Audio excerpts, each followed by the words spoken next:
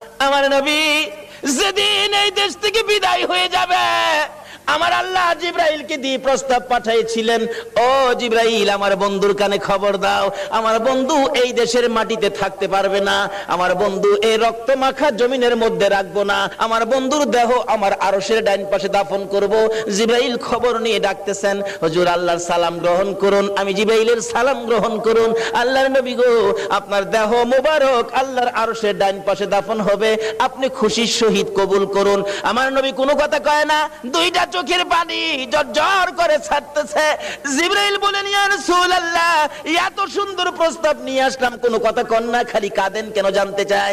আমার নবী বলেন, জিবরাইল রে, তোমার জন্য খুশির খবর হতে পারে, আমি খুশি হতে পারলাম না। কেন পারলেন না?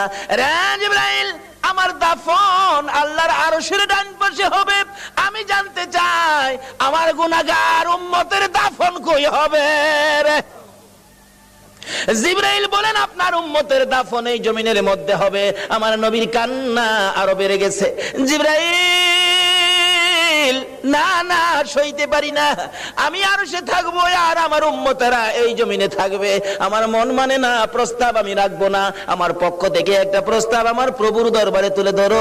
জিবরাইল রে, আমার গুনাহগার এতিম উম্মতেরা যেই জমিনে থাকবে, আমি নবী আরশে যাব না রে, আমি আমার গুনাহগার উম্মতের পাশে সেই জমিনের মধ্যে শুয়ে থাকবো।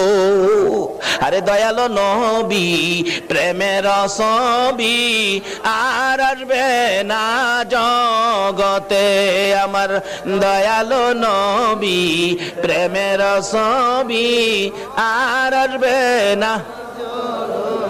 হাসর দিনে উম্মত বিনে, হাসর দিনে উম্মত বিনে যাবে না নবীজি বেহেশতে।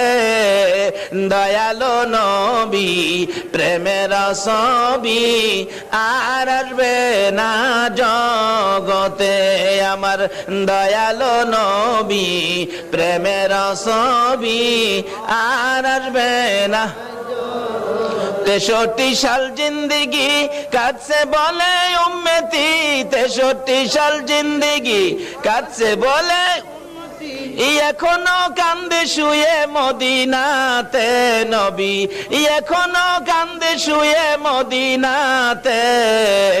দয়ালো নবী, প্রেমের ছবি আর আসবে না জগতে, আমার দয়ালো নবী, প্রেমের ছবি আর আসবে না।